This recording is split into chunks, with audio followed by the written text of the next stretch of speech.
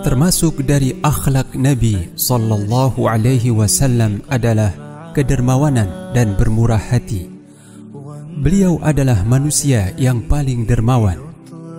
Terlebih lagi, jika yang meminta kepada beliau itu seseorang yang diharapkan untuk masuk Islam, maka beliau benar-benar memberi apa saja yang dia minta, bahkan memberi dengan sesuatu yang melebihi permintaannya.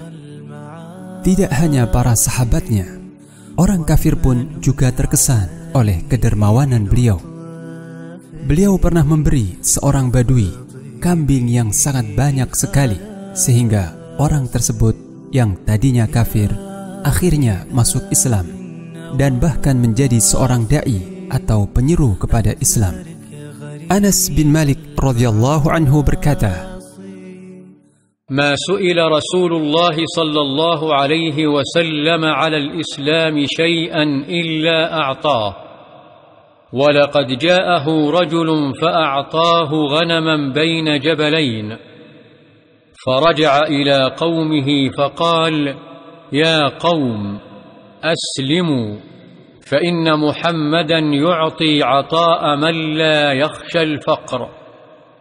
Rasulullah sallallahu alaihi wasallam tidaklah pernah diminta sesuatu dalam rangka melunakkan hati seseorang agar menerima Islam kecuali beliau memberinya.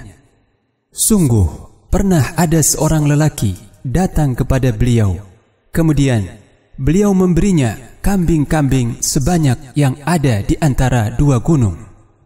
Orang itu lalu kembali kepada kaumnya seraya berkata, "Hai kaumku, masuklah kalian semua dalam agama Islam, sebab sesungguhnya Muhammad memberikan suatu pemberian sebagai seorang yang tidak takut miskin."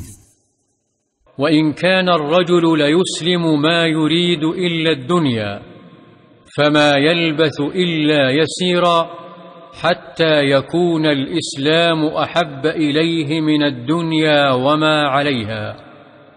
Sungguh lelaki itu masuk Islam dan tiada yang diharapkan olehnya melainkan dunia.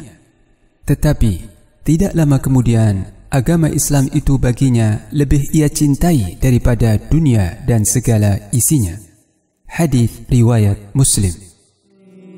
Lihatlah bagaimana pengaruh kedermawanan dalam melunakkan hati seseorang.